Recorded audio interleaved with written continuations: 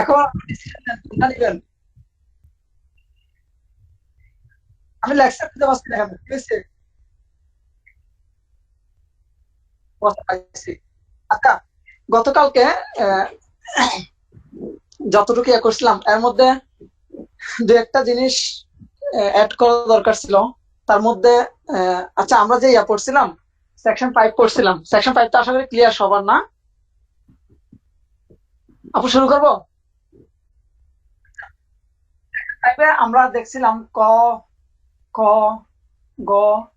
ঘ, ঙ, 5টা গ্রাউন্ড দেখছিলাম। কোন ক্ষেত্রে কি দেখছিলাম সেটা আমরা জানি। আচ্ছা, এখন যদি পরীক্ষা আসে কিভাবে দেওয়া যায় বা কয়ভাবে দেওয়া যায়, তাহলে 5 ভাবে, বা কয় প্রকারে আসলে 5 প্রকারের, কয়ভাবে হলে দুইভাবে, কয়ভাবে হলে দুইভাবে, কয় প্রকার হলে তখন কিন্তু 5 প্রকার মেনশন করবেন।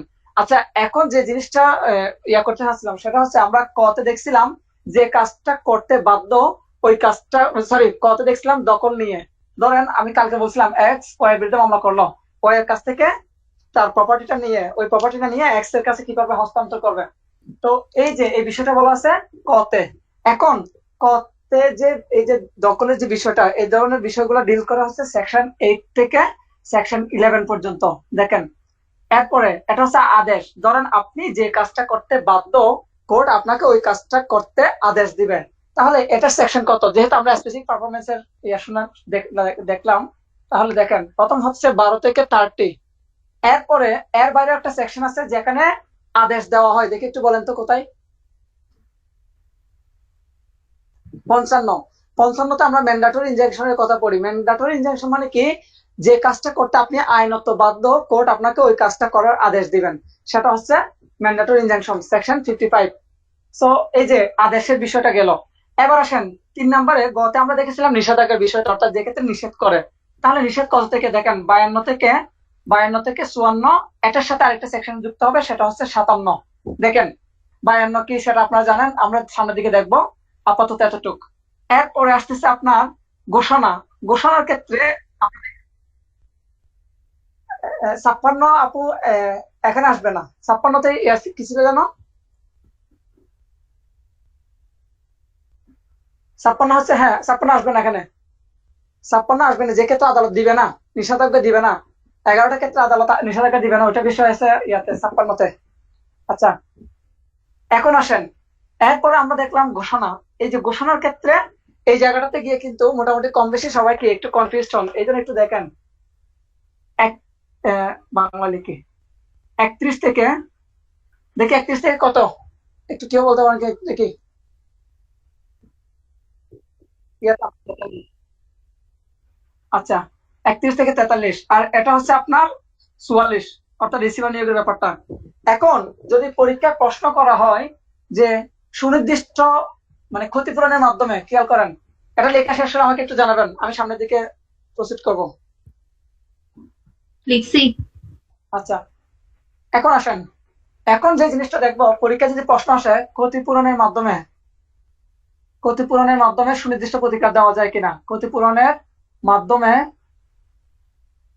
সুনির্দিষ্ট প্রতিকার দেওয়া যায় কিনা, উত্তর কি হবে দেখে একটু বলেন।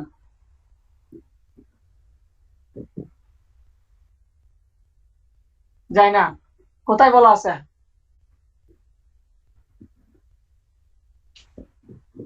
আচ্ছা, যাই হোক, দেখেন আমরা আমরা পাশের ঘ নাম্বারটা যখন পড়ছিলাম, ওইখানে কিন্তু বলা আছে, আমরা দেখছিলাম যে সুনির্দিষ্ট প্রতিকার কয়ভাবে দেওয়া যায় বা কয় প্রকার দেওয়া যায়, এই বিষয়গুলো দেখছিলাম সেকশন 5-এ। এর মধ্যে ঘতে কিন্তু বলা আছে, ঘতে যে বিষয়টা বলা আছে সেটা হচ্ছে ক্ষতিপূরণ ব্যতীত।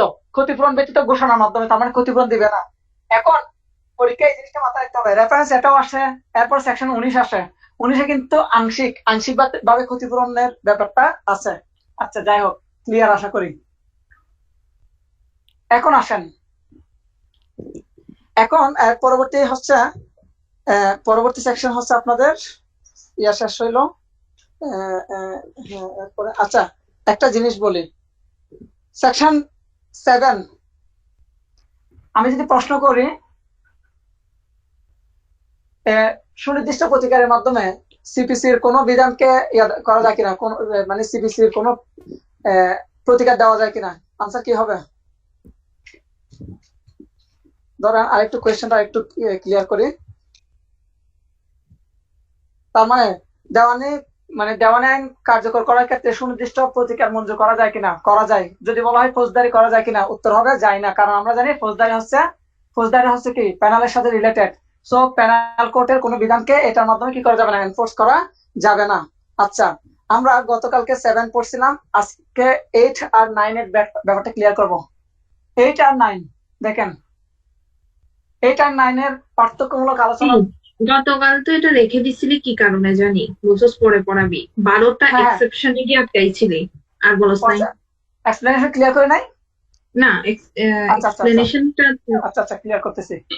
ওকে, সেকশন 12তে আমরা দেখছিলাম স্পেসিফিক পারফরমেন্স। খেয়াল করবেন, স্পেসিফিক পারফরমেন্স মানে সুনির্দিষ্ট কার্যটাই করতে হবে। আপনার সাথে আমার যে বিষয়ে চুক্তি হয়েছে সেই কাজটাই করতে হবে। তবে তার তার আগে দুইটা শর্ত আছে। প্রথম শর্তটা হচ্ছে আপনার চুক্তিটা অবশ্যই একটা কি থাকতে হবে, একটা লিগেল চুক্তি থাকতে হবে আপনাদের মধ্যে। তো লিগেল চুক্তি কাকে বলে? খেয়াল করবেন, ল কর্তৃক এনফোর্সেবল যে এগ্রিমেন্ট সেটা হচ্ছে লিগেল চুক্তি বা সেটাই চুক্তি। 2 এর এসে কন্ট্রাক্ট একটা 2 এর এসে বলা আছে। তাহলে মনে রাখবেন, সেকশন 12টা ফুলফিল করতে হলে আগে আপনাদের মধ্যে একটা চুক্তি থাকতে হবে। তো চুক্তি কাকে বলে সেটা বলা আছে 2 এর এসে। আচ্ছা, এখন আসেন তাহলে সেকশন 12 এর যে 4টা দেখছিলেন, এর মধ্যে এক্সপ্লেনেশন গুলো অবশ্যই দেখে নেবেন পরীক্ষার জন্য। এবার আসেন, লাস্টে ছিল এক্সপ্লেনেশন শেষ করি নাই। ওই 4টা গ্রাউন্ড শেষ করছিলাম, 12 মধ্যে যে 4টা গ্রাউন্ড ওগুলো শেষ করছিলাম।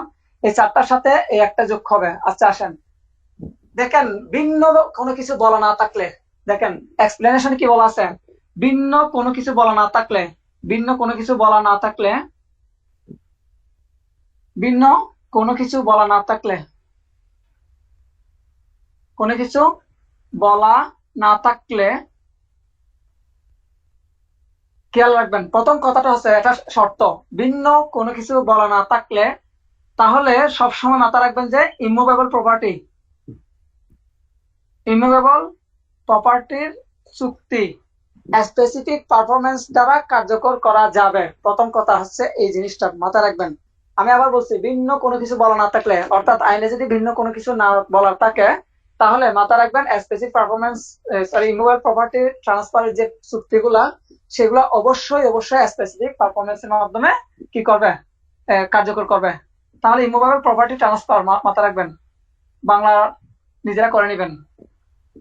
এরপরে আর আচ্ছা, এটা তো বললাম ইমুভেবল, তাহলে মুভেবল ক্ষেত্রে কি হবে? মুভেবলের ক্ষেত্রে আপনার ক্ষতিপূরণের মাধ্যমে পোষানো যাবে। ক্ষতিপূরণ, মুভেবলের ক্ষেত্রে ক্ষতিপূরণের মাধ্যমে কি করা যাবে? ক্ষতিপূরণের মাধ্যমে পোষানো যাবে বা ক্ষতিপূরণ দেওয়া যাবে। ক্লিয়ার কিনা বলেন? হ্যাঁ। আচ্ছা, এতটুকু যদি ক্লিয়ার হয়, এবার আমরা একটু সেকশন 8 আর 9 এর দিকে যাব। সেকশন 8 আর 9 এর দিকে যাওয়ার সময় প্রথমে আমরা 8টা দেখবো, এরপরে 9টা দেখবো। 8 এবং 9 এর বেসিক আলোচনা দেখার পরে আমরা পার্থক্যমূলক আলোচনাতে যাব, পার্থক্যটা আসলে বোঝার জন্য। আগে 8টা দেখার। 8-এ যাদের সামনে ব্যারেক্ট আছে, ব্যারেক্ট নিয়ে বসছেন নাকি না নিয়ে বসছেন? আমি নিই না। আচ্ছা, ব্যারেক্ট নিলে মজাটা হচ্ছে কোথায় জানেন? ব্যারেক্টের ভেতরের যে জিনিসগুলা, ভেতরের যে টার্ম গুলা, এগুলো ভেঙে ভেঙে বোঝানো যায়। দেখেন আমি লিখতেছি, বাংলা লিখবো ইংলিশে লিখবো? আচ্ছা, দেখেন, হ্যাঁ, ও আচ্ছা, আচ্ছা, ওভাবে চিন্তা করি না, থ্যাংক ইউ আপু। আচ্ছা দেখেন, প্রথমত মাথায় রাখতে হবে, আমি বাংলা মূল সেকশনটা বলা আছে কি, দেখেন সুনির্দিষ্ট স্থাবর সম্পত্তির দখলের অধিকারী ব্যক্তি। প্রথমে দেখবেন, আমি আগে বলে রাখি, এই সেকশনটা ডিল করে মালিকানা। এখন মূল সেকশনের ভেতরে ঢুকতেছি। প্রথমে হচ্ছে ইমুভেবল প্রপার্টি, মাথা রাখবেন। ইমুভেবল মানে কি সেটা আমি জানি না, আপনারা জানেন। ইমুভেবল প্রপার্টি, আচ্ছা, ইমুভেবল প্রপার্টি কি? ইমুভেবল প্রপার্টির দখলের অধিকারী ব্যক্তি, এই শব্দটা খুবই ইম্পর্টেন্ট। দখলের অধিকারী ব্যক্তি,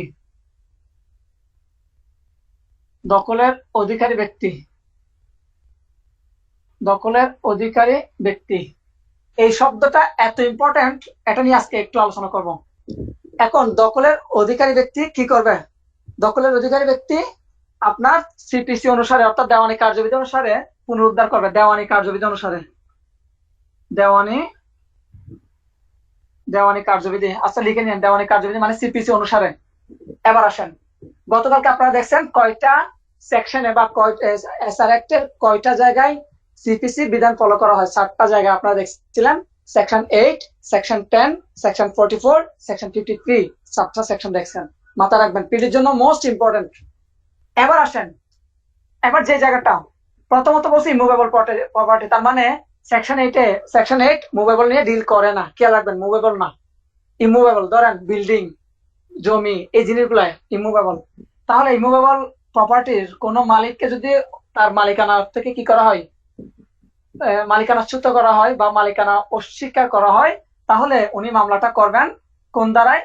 8 ধারায়। আমরা যাব 42 ধারার কথা কখন আসবে আমরা বলবো। দেখেন, তাহলে মালিকানার বিষয়টা এখানে। এখন এই যে দখলের অধিকারী ব্যক্তি বলতে শুধু কি মালিককে বোঝাবে? দেখেন, দখলের অধিকারী ব্যক্তি বলতে শুধুমাত্র মালিককে বোঝায় না। খেয়াল করেন, এই জায়গাটাতে গিয়ে আপনার যে বিষয়গুলো আসবে দেখবেন, প্রথমত হচ্ছে মালিক, বন্ধক দাতা, বন্ধক গ্রহীতা এবং ট্রাস্টেড ট্রাস্টি, সুবিধাভোগী, এরা সবাই আসবে। দেখেন, প্রথমত মালিক, এগুলো হচ্ছে জানার জন্য, এগুলো জানার জন্য পরীক্ষার জন্য হালকা পাতলা ইম্পর্টেন্ট বলতে পারেন। পরীক্ষা অনেক সময় জিজ্ঞেস করতে পারে যে 8 ধারার অধীন একজন ট্রাস্টি মামলা করতে পারে কিনা। পরীক্ষায় আসতে পারে সুবিধাভোগী মামলা করতে পারে কিনা, 8 ধারার অধীন আসতে পারে। তারপরে জানার জন্য বেশি ইম্পর্টেন্ট।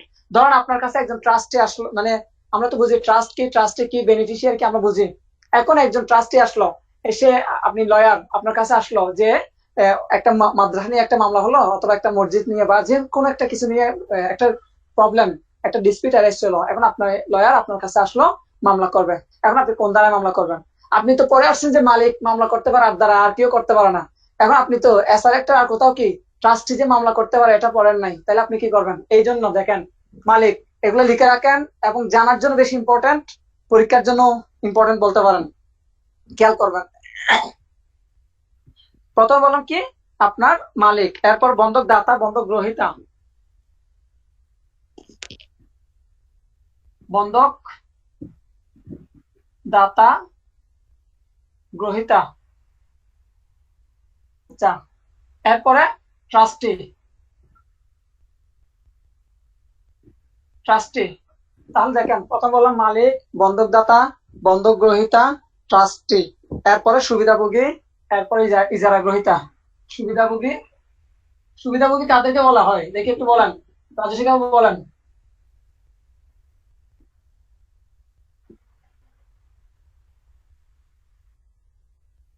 সুবিধাভোগী কাদেরকে বলা হয়?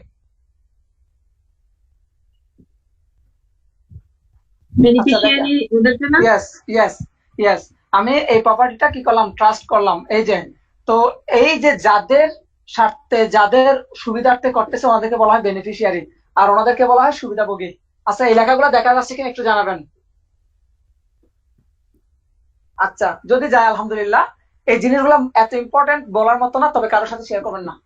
এবার আসেন দখলের অধিকারী ব্যক্তি, এরপর আসেন দেওয়ানি।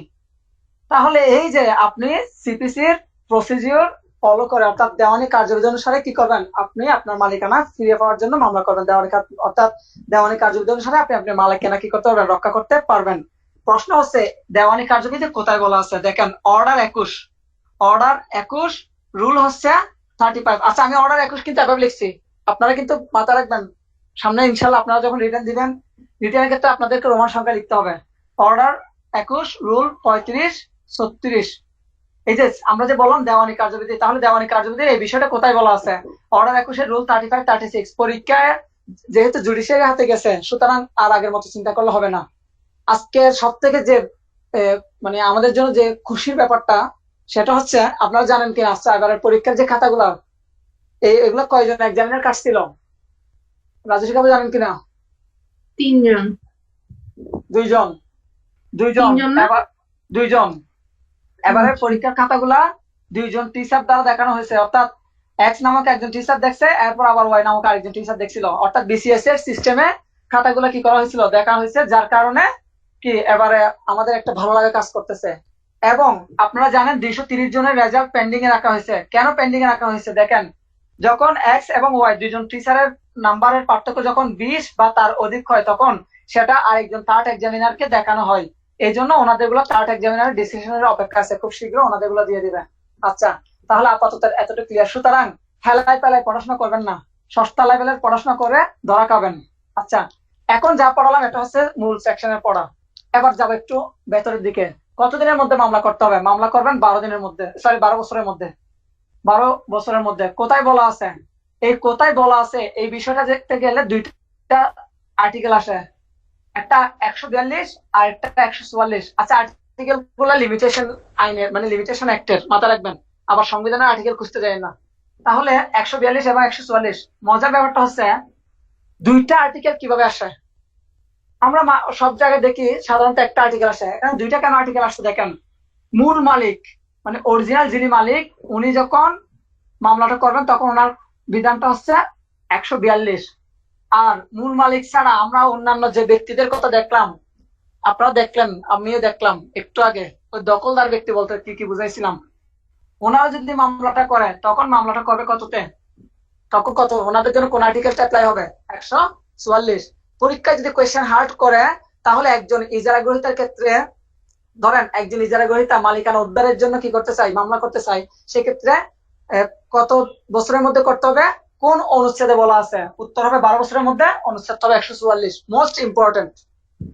এবার দেখেন, আপনি মামলা করতে যাবেন তাহলে অবশ্যই আপনাকে একটা কোর্ট ফি দিতে হবে। কোর্ট ফিটা হচ্ছে ad valorem court fee. Ad valorem court fee, ad valorem court fee কি জিনিস সেটা পরে বুঝাবো। আচ্ছা, আপাতত এতটুকু ক্লিয়ার কিনা একটু বলেন তো।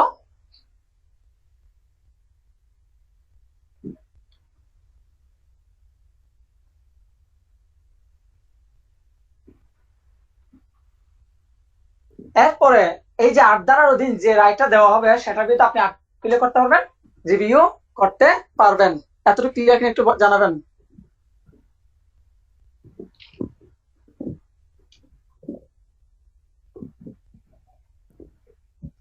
আচ্ছা, দেখেন, আপনারা দেখবেন বিভিন্ন বইয়ে দেখবেন 142 144 দেখবেন কিন্তু ব্যাখ্যা করে নাই।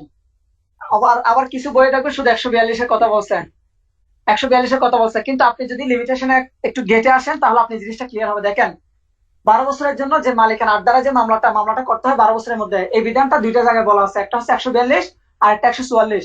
যখন মূল মালিক অরিজিনাল মালিক মামলা করবেন তখন কিন্তু 142 খেয়াল করেন। আর মূল মালিক বাদে অন্যান্য যে দখলকারীর যে কথা দেখালাম একটু আগে, যারা গ্রহিতা, বন্ধক গ্রহিতা, তারপর বেনিফিশিয়ারি, ওনারা যদি করেন তখন সেক্ষেত্রে মামলাটা করবেন 144, অর্থাৎ ওনাদের বিধানটা বলা আছে আর্টিকেল 144-এ। রাজস্বী কাপুর ক্লিয়ার কিনা একটু জানাবেন। আচ্ছা, এখন আসেন, এতটুকু ক্লিয়ার যদি হয় ইনশাল্লাহ এর বাইরে থেকে কোয়েশ্চেন আসবে না। এখন আপাতত একটা ওয়ার্ড লিখে রাখি, তারপর একটু সামনের দিকে যাব।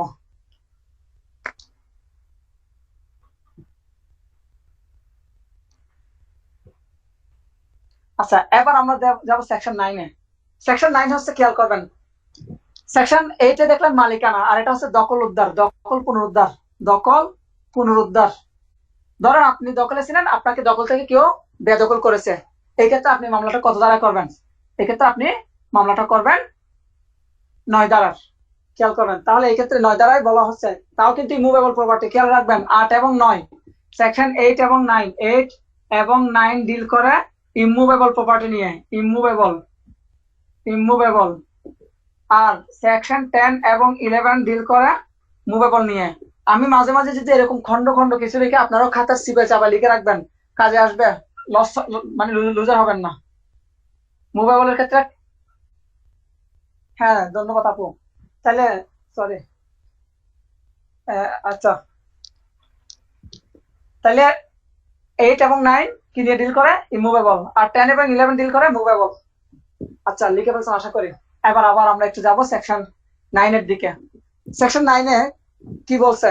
সেকশন 9-এ কি বলছে দেখেন, প্রথমত সেকশন 9-এ বলেছিলাম যে পুনরুদ্ধার, দখল পুনরুদ্ধারের মামলা, দখল পুনরুদ্ধারের মামলা কত ধারায়? সেকশন 9 ধারায় দখল পুনরুদ্ধারের কথা বলা আছে। কেউ যখন আপনার অসম্মতিতে, অর্থাৎ আপনার সম্মতি না নিয়ে ইলিগেল ওয়েতে, মাথা রাখবেন। এখন পরীক্ষা যদি কোয়েশ্চেন দেয় যে লিগেল ওয়েতে আপনাকে কি করছে, বেদখল করেছে, খেয়াল রাখবেন প্রবলেমেটিক কোয়েশ্চেন দিতে পারে। এই জন্য আপনার অসম্মতি অর্থাৎ আপনার সম্মতি ব্যতীত এরপরে ইলিগেল ওয়েতে আপনাকে যখন দখল থেকে কি করবে, বেদখল করবে, তখন সেই ক্ষেত্রে আপনি দখল পুনরুদ্ধারের জন্য মামলা করতে পারবেন। আপাতত এতটুকু ক্লিয়ার। এখন এতটুকু যদি ক্লিয়ার হয়, এবার আসেন এই যে মামলাটা আপনি কতদিনের মধ্যে করবেন। মামলাটা করবেন 6 মাসের মধ্যে। 6 মাস, আমরা একটু পরে একটু জিনিস দেখবো। 6 মাসের মধ্যে করবেন। এটা কোথায় বলা আছে? আর্টিকেল 100, আর্টিকেল শুধু 3, আর্টিকেল শুধু 3-এ, আর্টিকেল 103 আর 104 এর মধ্যে কি আছে কেউ বলতে পারবেন? বলতে পারলে ভালো কিছু আছে। দেওয়ালা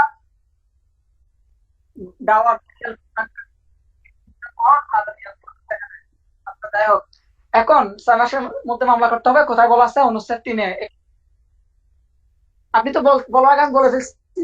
আমি জানি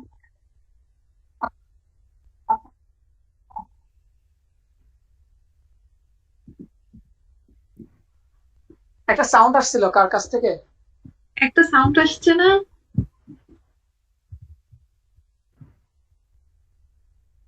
আপনার ওখানে কি হ্যাঁ, পিকআপ? হ্যাঁ, একটা ছেলের গলা।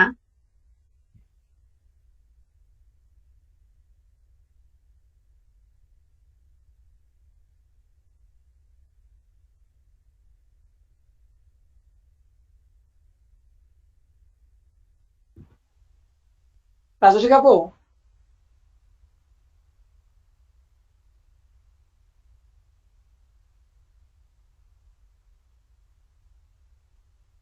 দেখলেন? এখন 9 ধারায় সরকারের বিরুদ্ধে মামলা করা যায় না, মাথা রাখবেন। সরকারের বিরুদ্ধে 9 ধারায় কোনো মামলা করা যাবে না। হ্যাঁ, কি হয়েছে?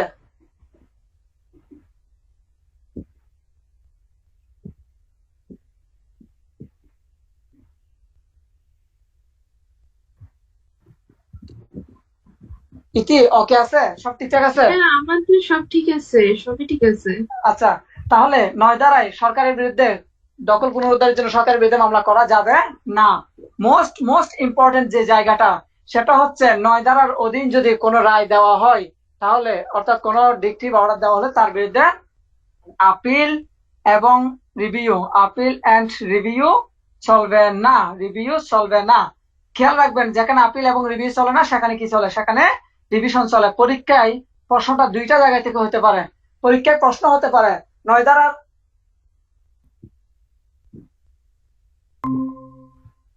আসসালামু আলাইকুম। ওয়ালাইকুম আসসালাম। ভাই ভালো আছেন? জি আছে আলহামদুলিল্লাহ, সরি দেরি হয়ে গেছে।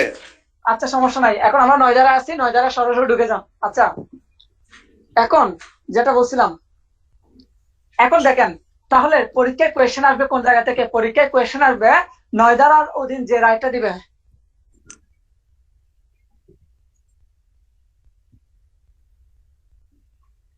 আচ্ছা, আপনি লিভ নিয়ে একটু ঢুকেন, ততক্ষণ আমরা ওয়েট করি। তো মূল সেকশনে আচ্ছা, জিনিসগুলো পড়াচ্ছি, আমরা একটু পরে আচ্ছা। পার্থক্যমূলক আলোচনা ল্যাপটপ যাব। বন্ধ করতে হয়, ল্যাপটপ আচ্ছা, ল্যাপটপ বন্ধ। এতটুকু যেহেতু ক্লিয়ার হয়েছে, আশা করি ইনশাল্লাহ পরে জিনিসগুলো ক্লিয়ার হবে।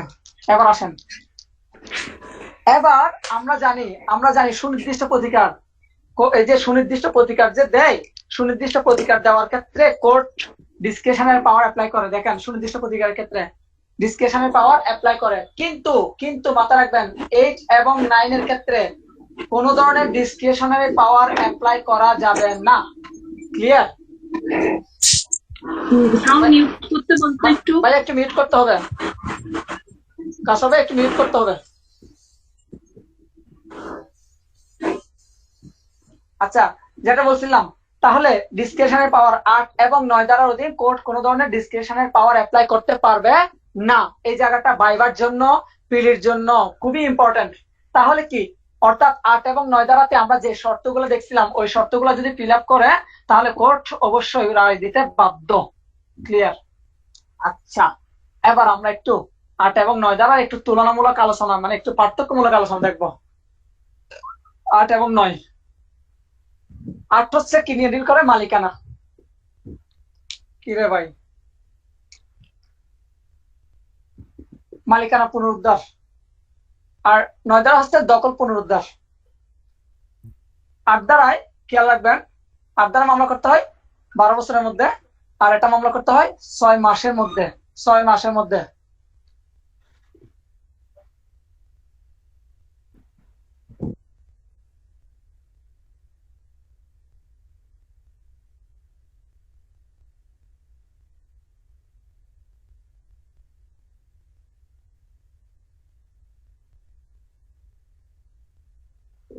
আচ্ছা সরি, আমার একটু সাইড কলার ছিল।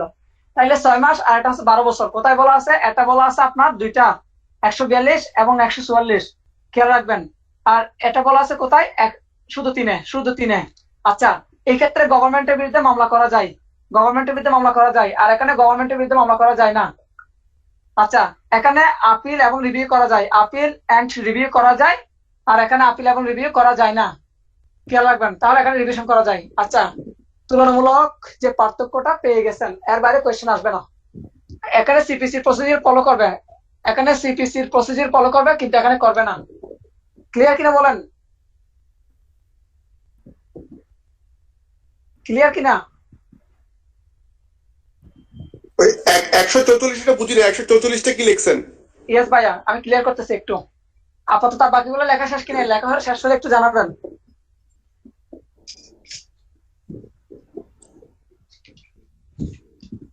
ইতি লেখা শেষ? হ্যাঁ। ওকে, এখন আমরা একটু 143 এবং 44 যে বিষয়টা, এটা একটু ক্লিয়ার করে তারপর সামনের দিকে প্রসিড করতেছি। দেখেন ভাইয়া, আপনারা সবাই মোটামুটি জানেন 142-এর ব্যাপারটা সবাই জানেন কম বেশি, কিন্তু 144-এর যে 8 ধারার সাথে রিলেটেড, 8 ধারার সাথে 144 রিলেটেড, এই বিষয়টা হয়তো অনেকেই জানেন না। দেখেন 144 হচ্ছে, দেখেন 142-এ শুধুমাত্র মালিক, শুধুমাত্র মালিক, মালিক যদি মালিকানা উদ্ধারের মামলা করে, তখন ওনার ক্ষেত্রে অ্যাপ্লাই হবে 142।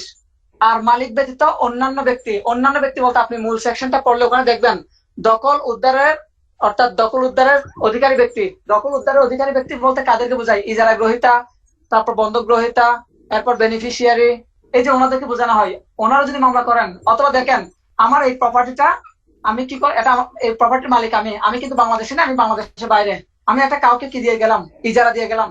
এখন এই ব্যক্তিও কি করতে পারেন? এটা মালিকানা উদ্ধারের জন্য মামলা করতে পারেন। এক্ষেত্রে মামলাটা করতে হবে 144, অর্থাৎ মালিক ব্যতীত অন্য কেউ মামলা করলে সেক্ষেত্রে 144 অ্যাপ্লাই হবে। আচ্ছা, আরেকটা জিনিস, ইম্পর্টেন্ট একটা জিনিস, আপনি 8 ধারায় মামলা করতে গেলে সেক্ষেত্রে আপনাকে মালিকানা প্রমাণ করতে হবে, মালিকানা অবশ্যই প্রমাণ করতে হবে, মালিকানা প্রমাণ করতে হবে। কিন্তু 9 ধারায় মালিকানা প্রমাণের দরকার নাই। 9 ধারায় শুধুমাত্র আপনি দেখাবেন কি 6 মাস পূর্বে, অর্থাৎ এই যে আমরা যে 6 মাসের মধ্যে মামলা করছিলাম, মানে 6 মাসের মধ্যে কি হলো, দখল থেকে বেদখল হইলে জিনিসটা দেখাতে পারলে হয়ে যাবে। আচ্ছা ভাই, ক্লিয়ার? হ্যাঁ ক্লিয়ার। আচ্ছা, এখন আমরা যাবো সেকশন 10 এ। আচ্ছা, সেকশন 10 এ আমরা বলেছিলাম সেকশন 10 এবং 11 ডিল করে মুভেবল প্রপার্টি নিয়ে। 10 এবং 11 ডিল করে মুভেবল প্রপার্টি নিয়ে। আমরা 11 এর দিকে যাবো না, জাস্ট 10টা ইম্পর্টেন্ট। 10টা দেখেন, আপনার মুভেবল প্রপার্টির নিয়ে যখন কি হবে, প্রবলেম অ্যারাইজ হবে, অর্থাৎ অস্থাবর সম্পত্তি আপনি পুনরুদ্ধারের মামলা করবেন 10 ধারা অনুসারে। খেয়াল রাখবেন, অস্থাবর সম্পত্তি পুনরুদ্ধার মামলা করবেন 10 ধারা অনুসারে। আচ্ছা, এখন আসেন, এই যে অস্থাবর সম্পত্তি পুনরুদ্ধার মামলা 10 ধারা অনুসারে মামলা করবেন, এবং এই ক্ষেত্রে আপনার বলা, ওখানে কিন্তু বলা আছে আপনি সিপিসি অনুসারে আপনার অস্থাবর কি করবেন? সিপিসি অনুসারে মুভেবল প্রপার্টি কি করতে পারবেন? পুনরুদ্ধার করতে পারবেন, মুভেবল প্রপার্টি পুনরুদ্ধার করতে পারবেন। এখন প্রশ্ন হচ্ছে, এই যে এখানে যে বলা আছে সিপিসি অনুসারে, সিপিসিতে এই বিষয়টা কোথায় বলা আছে? এই বিষয়টা বলা আছে অর্ডার 21। আচ্ছা, অর্ডার 21। এখন প্রশ্ন হচ্ছে অর্ডার 21 রুল কত? মাথায় রাখবেন, রুল হচ্ছে 30 এবং 31। রুল 30 এবং 31। আমি বরাবরের মতো বলতেছি, পরীক্ষার কোয়েশ্চেন যদি হার্ড হয় তাহলে কোয়েশ্চেন গুলো এভাবে আসবে। এখন আসেন সামনের দিকে যাই। আর প্রত্যেকটা এসআর এর একটা ইলাস্ট্রেশনও বাদ দেওয়ার দরকার নাই, একটা ইলাস্ট্রেশনও বাদ দিবেন না। আচ্ছা, এবার আপনারা তো সেকশন 12 দেখলেন। আচ্ছা, সেকশন 12-এর সাথে একটা জিনিস দেখি, বলেন তো, সেকশন 12-তে আমরা দেখলাম স্পেসিফিক পারফরমেন্স এর বিষয়টা দেখলাম। অর্থাৎ স্পেসিফিক পারফরমেন্সের যে আদেশ দিবেন সেগুলো আমরা দেখলাম সেকশন 12-তে, গ্রাউন্ড গুলো দেখলাম। আচ্ছা, সেকশন 21 এর কতে কি বলা আছে? সেকশন 21 এর কতে বলা আছে মাথা রাখবেন। অর্থাৎ স্থাবর সম্পত্তি হস্তান্তরের চুক্তি যদি লিখিত ও রেজিস্টারকৃত না হয় তাহলে কি করবে না? তাহলে সুনির্দিষ্ট প্রতিকারের কি দিবে না? আদেশ দিবে না। এরকম বলা আছে কিনা দেখি বলেন। হ্যাঁ, আছে আছে। আচ্ছা, তার মানে কি আমরা আছে। স্থাবর সম্পত্তি বিক্রয় চুক্তির ক্ষেত্রে, হ্যাঁ, স্থাবর সম্পত্তি বিক্রয় চুক্তির ক্ষেত্রে যদি সেটা লিখিত ও রেজিস্টারকৃত না হয় তাহলে সেই ক্ষেত্রে সুনির্দিষ্টভাবে কার্যকর করা যাবে না। সুনির্দিষ্টভাবে কার্যকর করা যাবে না। তার মানে কি বুঝলেন দেখেন তো একটু। যদি লিখিত হয় এবং যদি রেজিস্টারকৃত হয় তাহলে কি সুনির্দিষ্টভাবে কার্যকর করা যাবে, ঠিক কিনা বলেন তো? হ্যাঁ, কার্যকর করা যাবে। বাকিদের কি মতামত? যাবে। আচ্ছা, কারণ তাহলে এবার দেখেন সেকশন 12-র সাথে হ্যাঁ, আপনার সেকশন 21-এর, হ্যাঁ বলো। আসতে পড়াও, দৌড়াচ্ছ কেন? আচ্ছা, ওকে, তাহলে সেকশন 12-তে আমরা দেখলাম স্পেসিফিক পারফরমেন্স মানে সুনির্দিষ্ট কার্য সম্পাদন কয়টা ক্ষেত্রে, ওখানে 7টা ক্ষেত্রে দেখলাম, এক্সপ্লেনেশন দেখলাম। এখন সেকশন 21-এর কতে এসে বললো যে স্থাবর সম্পত্তি হস্তান্তরের স্থাবর সম্পত্তি হস্তান্তরের যে চুক্তিগুলো সেগুলো যদি লিখিত এবং রেজিস্টারকৃত না হয় তাহলে স্পেসিফিক পারফরমেন্সের আদেশ দিবে না। অতএব আমরা ধরে নিতে পারি যে কি, তার মানে কথা হচ্ছে এটা কি, যদি লিখিত এবং রেজিস্টারকৃত হয় তাহলে কি করবে? স্পেসিফিক পারফরমেন্সের আদেশ দিবে। ক্লিয়ার? আর এই যে রেজিস্ট্রেশনের বিষয়টা, স্থাবর সম্পত্তির হস্তান্তরের চুক্তিগুলো যে রেজিস্টার্ড হতে হবে সেটা আমাদের রেজিস্ট্রেশন অ্যাক্টের 17-এ বলা আছে। রেজিস্ট্রেশন অ্যাক্ট 1908 এই আইনের সেকশন 17-এ বলা আছে। আচ্ছা, এখন আমরা এমনি তো ওই সেকশনটা আলোচনা করবো সামনের দিকে, আর আপনারা যদি বলেন এখন শেষ করে এখন আলোচনা করতে, তাহলে কি বলেন এখন করে দেওয়া যায়? দেখেন আরেকটা বিষয়, এখন দেখেন আপনার সাথে আমার চুক্তি হয়েছে, আমার না, ধরেন এক্স এর সাথে ওয়াই এর চুক্তি হয়েছে। জেড নামক যে প্রপার্টিটা, জেড নামক এই প্রপার্টিটা কি হস্তান্তরের বা হস্তান্তরের চুক্তি হয়েছে। তো এই বিষয়ে তারা কি করলো, এটা মার্কেট ভ্যালু হচ্ছে 1 লক্ষ টাকা। খেয়াল করেন, যার মধ্যে 50,000 টাকা কি করছিল, অ্যাডভান্স করছে। এখন এই জমির মালিক হচ্ছে কে? ওয়াই, মালিক ওয়াই। ওয়াই এর সাথে এক্স এর কন্ট্যাক্ট হয়েছে, এক্স এর কাছে এটা কি করবে? বিক্রি করবে। বিক্রয় চুক্তি হয়েছে এবং বিক্রয় চুক্তি লিখিত হয়েছে, রেজিস্টারকৃত হয়েছে। ওকে, ফাইন। এখন পরবর্তীতে ওয়াই এই কার্য সম্পাদনে অস্বীকৃতি জানাচ্ছে। এক্স কি করলো? 21-এর ক ধারা অনুসারে মামলা করলো। প্রশ্ন হচ্ছে এই যে মামলা করলে মামলা টিকবে কিনা? মামলা টিকতে হলে অবশ্যই তাকে এখানে যে আর বাকি 50,000 টাকা ছিল অবশ্যই এই টাকাটা কি করতে হবে? পেমেন্ট করতে হবে। ক্লিয়ার কিনা বলেন তো একটু। তাহলে মামলা করার জন্য যখন কি করবে? প্লেন্ট দায়ের করবে, ওই প্লেন্টের সাথে বাকি 50,000 টাকাটা কি করতে হবে? জমা দিতে হবে। যদি 50,000 টাকা জমা না দেয় তাহলে মামলাটা খারিজ করে দিবে। ক্লিয়ার কিনা?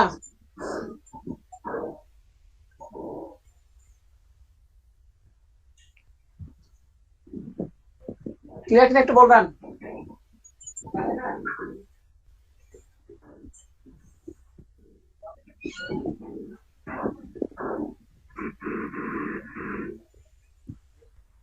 আচ্ছা, এখন যদি ক্লিয়ার হয় এবার একটা কোয়েশ্চেন দিই। কোয়েশ্চেনটা হচ্ছে এক্স এর সাথে ওয়াই এর কি হয়েছে? চুক্তি হয়েছে। তো ওরা সম্পর্কে খুবই ক্লোজ সম্পর্ক দুজনের মধ্যে। এখন ওয়াই এর কাছ থেকে কি করলো? ওয়াই এর কাছ থেকে প্রপার্টিটা একটু মিট করতে হবে। এক্স এবং ওয়াই এর মধ্যে চুক্তি হয়েছে। প্রপার্টির মালিককে ওয়াই, এই জেড নামক প্রপার্টির মালিক হচ্ছে ওয়াই। এখন ওরা যেহেতু পরিচিত কি করলো, এখন দেখেন এই যে ওয়াই এই প্রপার্টিটা ওর বরাবর কি করে দিল?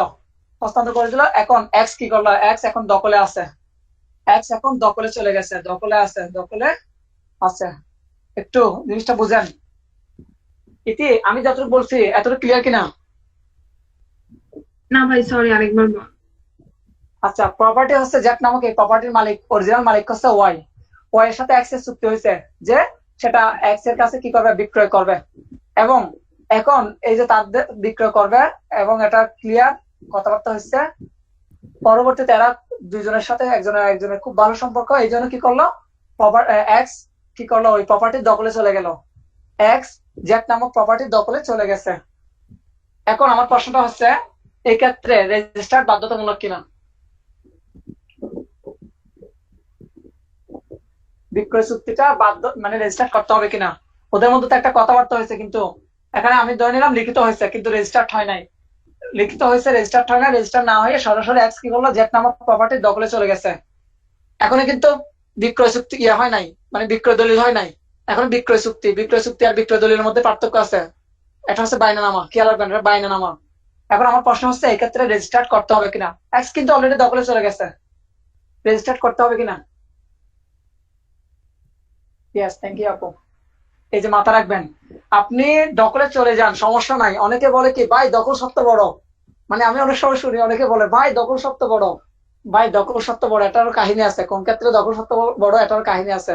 আমরা যখন লিমিটেশনের 28 পড়বো, অ্যাডভার্স পজেশনের ব্যাপারটা পড়বো, আমরা যখন এই আইনের 42 দ্বারা পড়বো, তখন আমরা এই জিনিসগুলো বুঝবো যে কখন দখল সত্য বড়, ওই জিনিসটা আমরা ক্লিয়ার করবো ইনশাল্লাহ। এবার আসেন, এখন আমরা দুইটা দেখলাম, 12 এবং 21 দেখলাম, এটার সাথে আমরা 21টা করে ফেলবো। এগুলোর ক্ষেত্রে দেখলাম। আচ্ছা, ভাইবা বোর্ডে যদি প্রশ্ন করা হয় কোন ধারার অধীন সুনির্দিষ্ট কার্য সম্পাদনের আদেশ দেওয়া হয়, তখন কি 21 ক হবে নাকি 12 হবে, নাকি দুইটাই হবে?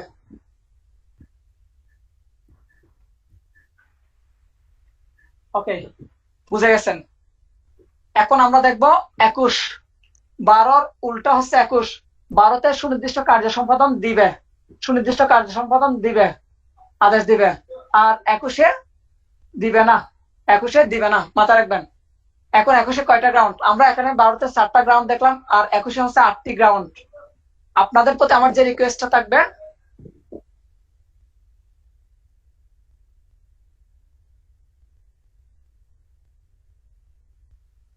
আচ্ছা, আপনাদের প্রতি আমার যে রিকোয়েস্টটা থাকবে, 8টা গ্রাউন্ডের 8টা একদম মুখস্থ, একদম মুখস্থ। পরীক্ষায় যে কোয়েশ্চেন গুলো আসবে দেখেন, 21-এর চতে কি বলা আছে, 3 বছরের যে বিষয়টা, 3 বছর, অর্থাৎ একটা চুক্তি সম্পূর্ণ করতে যদি 3 বছরের অধিক সময় লাগে, সেক্ষেত্রে কোর্ট সুনির্দিষ্ট কার্য সম্পাদনের আদেশ দিবে না। এটা 21-এর চতে বলা আছে। এখন পরীক্ষায় একটা ফ্যাক্টস দিবে, ধরেন এক্স এর সাথে ওয়াই এর একটা কি হলো, চুক্তি হলো, যে চুক্তিটা সম্পন্ন করতে 3 বছরের বেশি সময় লাগবে।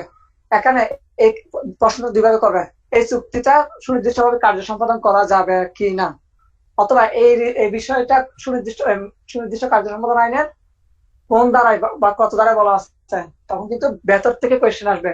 এই জন্য 21 সেকশনের একেবারে একেবারে সাবসেকশন সহ ইলাস্ট্রেশন গুলা খুবই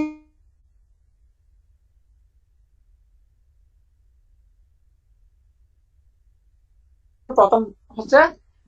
আচ্ছা, আমরা সেকশন 12-তে কতদিনের মধ্যে মামলা করতে হবে এটা পড়ি নাই। 1 ইয়ারের মধ্যে মামলা করতে হবে, এটা বলা আছে আর্টিকেল 113-এ। সেকশন 12-তে মামলা কতদিনের মধ্যে করতে হবে, 1 বছরের মধ্যে করতে হবে। কোথায় বলা আছে? 113-তে বলা আছে। আচ্ছা, সেকশন 12-তে কোন ধরনের কোর্ট ফি দিতে হয় কেউ বলতে পারবেন? অ্যাডভেন্ট কোর্ট ফি লিখে ফেলেন, খাতা সামনে আছে, একটু লিখে ফেলবেন। এবার আসেন, প্রথমে আমি জাস্ট সিরিয়ালি বলে যাব, আপনারা একটু মাথায় রাখবেন গ্রাউন্ড গুলা, 21-এর গ্রাউন্ড গুলা একটু মাথায় রাখবেন। প্রথমত দেখেন, আমরা বলতেছি যে ক্ষেত্রে সুনির্দিষ্ট কার্য সম্পাদনের আদেশ দিবে না। তাহলে দেখেন, প্রথম গ্রাউন্ডটা হচ্ছে ওই যে ক্ষেত্রে সুনির্দিষ্ট কার্য সম্পাদনের আদেশ দিবেন, এটার সাথে রিলেটেড কথা কিরকম খেয়াল রাখবেন। যেখানে আপনার আর্থিক ক্ষতিপূরণ দ্বারা পর্যাপ্ত প্রতিকার পাওয়া যাবে, যে ক্ষেত্রে আর্থিক ক্ষতিপূরণ ক্ষতিপূরণ যে ক্ষেত্রে আর্থিক ক্ষতিপূরণের মাধ্যমে পর্যাপ্ত প্রতিকার পাওয়া যাবে, সেক্ষেত্রে সুনির্দিষ্ট কার্য সম্পাদনের আদেশ দিবেন। আমরা গতকালকে দেখেছিলাম, আপনার কাছে একটা ছবি ছবির চুক্তি হয়েছে। এখন এই ছবিটা যদি না আনে তাহলে আপনার যে কি ক্ষতি হবে সেটা কি করা যাচ্ছে না, সেটার স্ট্যান্ডার্ড কোনো মান নেই। তার মানে কি ক্ষতিপূরণের কোনো নির্দিষ্ট মান নেই। আর ক্ষতিপূরণের যদি মান থাকে, অর্থাৎ ক্ষতিপূরণের দ্বারা যদি সেটা পর্যাপ্ত প্রতিকার দেওয়া যায়, তাহলে ওক্ষেত্রে কোর্ট সুনির্দিষ্ট কার্য সমাধানের আদেশ দিবে না। 2 নম্বর বিষয়টা হচ্ছে সূক্ষ্ম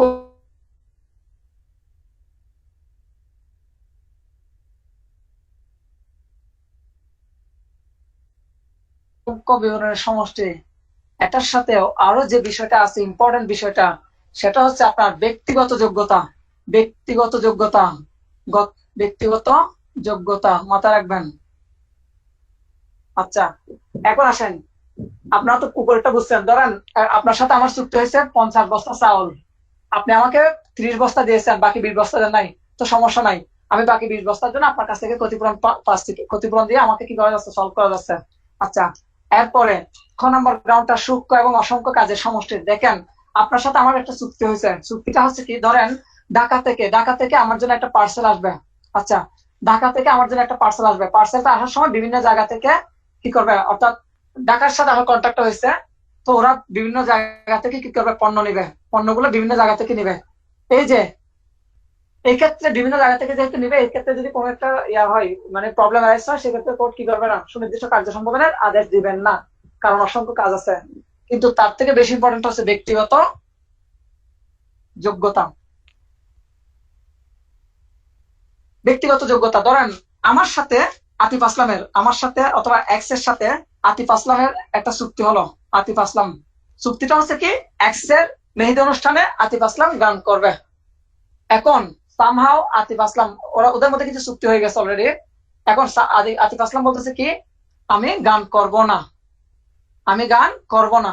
এক্ষেত্রে এক্স এর প্রতিকার কি, এক্স এক্ষেত্রে সুনির্দিষ্ট কার্য সম্পাদনের মামলা করতে পারবে না। মামলা করলে কোর্ট সুনির্দিষ্ট কার্য সম্পাদনের আদেশ দিবে না। কেন দিবে না? কারণ গান করার বিষয়টা ব্যক্তিগত যোগ্যতার সাথে রিলেটেড। ক্লিয়ার কিনা? ক্লিয়ার কিনা একটু বলবেন।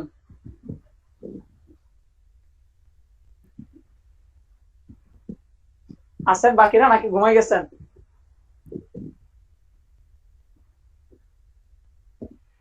আচ্ছা, দেখেন, হ্যাঁ আছি। এখন ভাইয়া দেখেন, এই যে এই জায়গাটাতে একটু মজার বিষয়। ব্যক্তিগত যোগ্যতা যেহেতু রিলেটেড, এই জন্য কোর্ট সুনির্দিষ্ট কার্য সম্পাদনের আদেশ দিবেন না, অর্থাৎ কাজ করতে বলবে না, ঠিক আছে। আবার কোর্টের কিন্তু আবার এই অধিকারটা আছে, তাকে অন্য কোথাও গান করা থেকে বিরত রাখার অধিকার আছে। এটা হচ্ছে সেকশন 57। সেকশন 57 বলছে কি, কোর্ট কাজ করার আদেশ দিবেন না, ঠিক আছে, কিন্তু অন্য কোনো জায়গায় কাজ করা থেকে তাকে বিরত রাখবেন। মনে করেন ওর সাথে কন্ট্যাক্ট হয়েছিল 10 তারিখ গান করবে, এখন এক্স কে বলতেছে ও অসুস্থ, গান করতে পারবে না, কিন্তু এই 10 তারিখ রাতে কিন্তু ও আবার ওয়াই এর অনুষ্ঠানে গান করতেছে। এখানে এই যে কোর্ট কি করতে পারবে, কোর্ট 57 ধারার অধীনে কি এক্স আতিফ আসলামকে বলতে পারবে তুমি ওয়াই এর অনুষ্ঠানে গান করতে পারবে না, এটা বলতে পারবে। ক্লিয়ার কিনা? আচ্ছা, 2টা গ্রাউন্ড গেছে। 3 নাম্বারটা হচ্ছে যে চুক্তিটা বাতিলযোগ্য। খেয়াল করেন, বাতিলযোগ্য চুক্তিটা আমরা বুঝি। বাতিলযোগ্য চুক্তি হচ্ছে কোনগুলা, দেখি কেউ বলতে পারেন কিনা। বাতিলযোগ্য চুক্তি কোনগুলা? প্রকৃতির কারণে বাতিলযোগ্য, প্রকৃতির কারণে বাতিলযোগ্য। বাতিলযোগ্য চুক্তি কোনগুলা?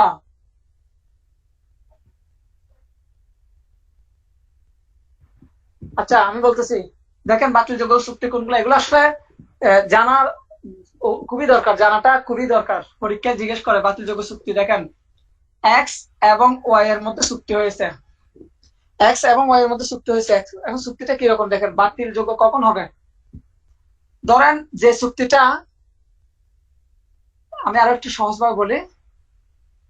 ধরেন কোন একটা বিষয় চুক্তি হয়েছে, যেমন হতে পারে কি, যেমন হতে পারে ওয়াই এর কাছ থেকে এক্স কি করবে, 100 বস্তা, আচ্ছা 100 বস্তা চাল নিবে। কি চাল? ধরেন আতপ চাল, আতপ চাউল নিবে। এখন ওয়াই কি করলো, 90 বস্তা আতপ চাউল দিল, আর 10 বস্তা অন্য কোনো চাউল দিচ্ছে। এখন এই যে এক্স চাইলে, এখন এক্স এর জন্য একটা বাতিলযোগ্য একটা চুক্তি, এক্স চাইলে এই চুক্তিটা বলবৎ করতে পারে, আবার চাইলে নাও করতে পারে। তার মানে এক্স এর ইচ্ছার উপর নির্ভর করতেছে। অতএব বলা যাচ্ছে যে বাদীর ইচ্ছার উপর যে চুক্তিগুলো ডিপেন্ড করে সেটা হচ্ছে বাতিলযোগ্য চুক্তি। আচ্ছা, এখন আসেন, তার মানে যে চুক্তিগুলা প্রকৃতির কারণে বাতিলযোগ্য, যে চুক্তিগুলা প্রকৃতির কারণে বাতিলযোগ্য, সেই চুক্তিগুলা কি করা যাবে না, সুনির্দিষ্টভাবে কার্য সম্পাদন করা যাবে না। ক্লিয়ার কিনা বলেন?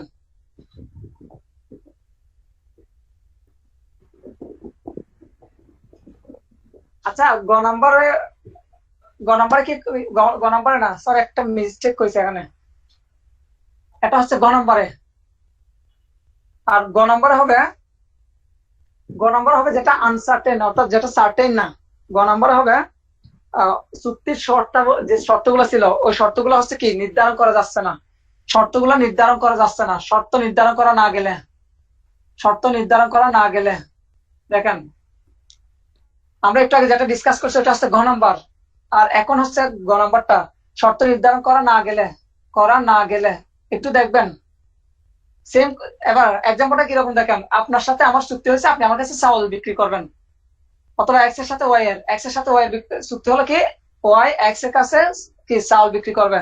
এখন কোন চাউল সেটা হয় নাই, মানে আতর চাউল নাকি সিদ্ধ চাউল, এই বিষয়ে কোনো কি মানে ওদের মধ্যে কথাবার্তা হয় নাই, চুক্তিতে এই ধরনের কোনো ক্লজ নাই, শুধু বলছে কি চাউল বিক্রি করবে। তো এখন এই পরবর্তীতে এক্স যদি ওর কাছে চাউল বিক্রি করতে অস্বীকার করে, বা যদি যে কোনো একজন যদি অস্বীকার করে, তাহলে কোর্ট এক্ষেত্রে সুনির্দিষ্ট কার্য সম্পাদনের আদেশ দিবেন না। কেন দিবেন না? কারণ কোর্ট এখানে মানে আনসার্টেন, শর্তটা স্পেসিফাই করতে পারতেছে না যে কোন ধরনের চাউল দিবে, এই জন্য। আচ্ছা, 4টা গ্রাউন্ড ক্লিয়ার। এরপরে 5 নাম্বার গ্রাউন্ডটা দেখেন। 5 নাম্বার গ্রাউন্ডটা হচ্ছে ট্রাস্টি যদি তার ক্ষমতার বাইরে গিয়ে চুক্তি করে, 5 নাম্বার মানে নাম্বার, ট্রাস্টির ক্ষমতার বাইরে গিয়ে চুক্তি করলে দেখেন এক্স, আর এটা একটা প্রপার্টি ওয়াই। দেখেন এই প্রপার্টির মালিক যিনি, উনি এই প্রপার্টিটা ট্রাস্ট করলেন, তাহলে এই যে ট্রাস্ট করলেন, এই প্রপার্টির দায়িত্বে যে ব্যক্তি থাকবেন ওনাকে বলা হয় ট্রাস্টি, আর যাদের লাভের জন্য করেন ওনাদেরকে বলা হয় বেনিফিশিয়ারি। আরে দেখা যাচ্ছে না তো, আচ্ছা, কি করছো সেটা, উল্টায় আছে তো। এখন ঠিক আছে? হ্যাঁ, আচ্ছা, কল আসছিল আপু, যেটা বলছিলাম, তাহলে এই যে প্রপার্টিটা এক্স হচ্ছে ট্রাস্টি, আর ওয়াই হচ্ছে বেনিফিশিয়ারি। দেখেন ওয়াই, এরপরে এ বি সি আরো অনেকে আছে। এখন দেখেন এই যে এক্স যে ট্রাস্টি, এই ট্রাস্টিকে কিছু ক্ষমতা দেওয়া হয়, সে যদি তার ক্ষমতার বাইরে গিয়ে কোনো চুক্তি করে, তাহলে সেই চুক্তিটা এক্সিকিউট করার জন্য বা সুনির্দিষ্ট কার্য সম্পাদনের জন্য কোর্ট কি দিবে না, আদেশ দিবেন না। ক্লিয়ার কিনা একটু বলেন?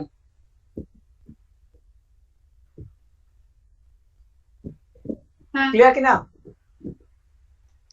আচ্ছা, এবার আসেন 6 নাম্বার, সেম বিষয়টা এবার হচ্ছে কর্পোরেশনের ক্ষেত্রে। কোন কর্পোরেশন বা পাবলিক কোম্পানি,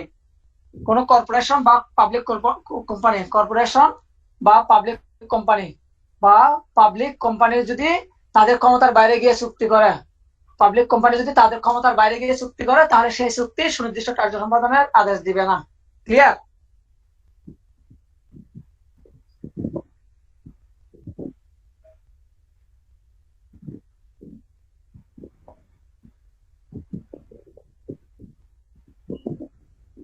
এবার পরবর্তী, চুক্তি সম্পাদন করতে হইলে যেদিন চুক্তি সম্পাদন করতে হলে সেক্ষেত্রে কাজ যেদিন আরম্ভ করবে সেদিন থেকে, কাজ আরম্ভের তারিখ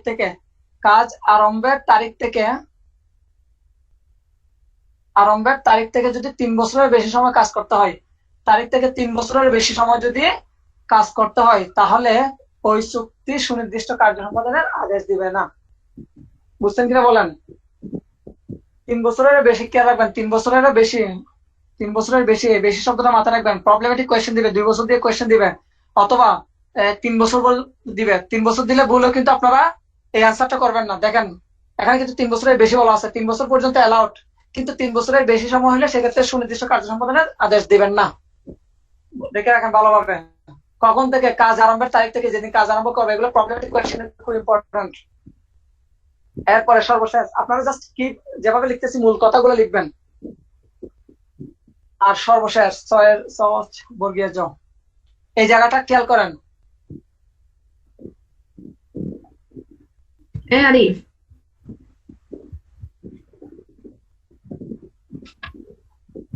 দেখা যাচ্ছে এখন? হ্যাঁ ঠিক আছে। ব্যাপার হচ্ছে আসলে যে মানুষজন খাইতে আসতেছে 10:30টার সময়।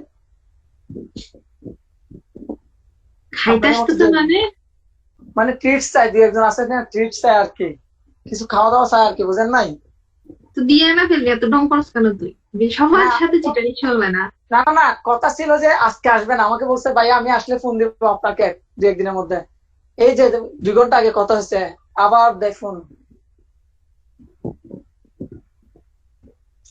কথা শেষ কর, কথা শেষ কর, দূর ডিস্টার্ব করতেছে বার।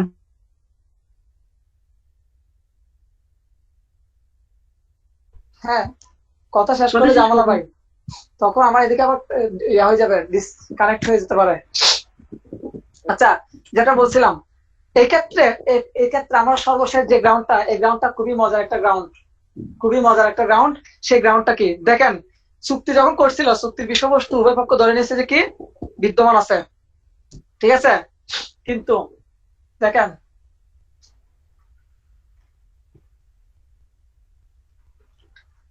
দেখেন রাজস্বী কাপু এবং ইতি, রাজস্বী কাপু এবং ইতি দুইজন খুবই বেস্ট ফ্রেন্ড, এবং দুইজনে জানে যে কি সাগর তীরে, সাগরের পাড়ে একটা কি আছে, একটা প্রপার্টি আছে, ঠিক আছে? ওনারা আছে, এটা জানেন। এখন পরবর্তীতে চুক্তি, ওনাদের মধ্যে চুক্তি সম্পাদিত হওয়ার আগে কিন্তু এই প্রপার্টিটা নদীতে বিলীন হয়ে গেছে। সো এই ক্ষেত্রে যদি কোনো ইয়া হয়ে থাকে, ধরেন এই প্রপার্টিটা বিলীন হয়ে গেছে 10 তারিখ, 10 তারিখ 5 মাস 21 ইংরেজি, ওনারা চুক্তি করতেছে 20 তারিখ 5 মাস 21 ইংরেজি। তাহলে কোনটা আগে হয়েছে একটু বলেন তো? এটা চুক্তি, কোনটা আগে হয়েছে? বিলিংটা আগে হইছে না? হ্যাঁ, এই যে, তাহলে ওনারা জানতো যে কি অস্তিত্ব আছে, দুজনের মধ্যে চুক্তি হলো, চুক্তিটা হয়েছে 20 তারিখ, অথচ 20 তারিখের আগে কিন্তু, চুক্তি হওয়ার আগে কিন্তু এই প্রপার্টিটা বিলীন হয়ে গেছে। সো এই ক্ষেত্রে এই চুক্তিটাকে সুনির্দিষ্টভাবে কার্য সম্পাদন করা যাবে না। ক্লিয়ার কিনা বলেন একটু?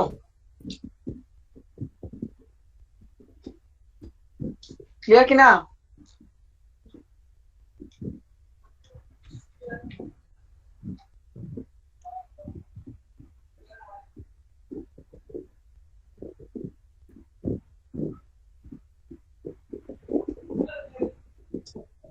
আচ্ছা, এবার আমরা যাবো একটু সামনের দিকে।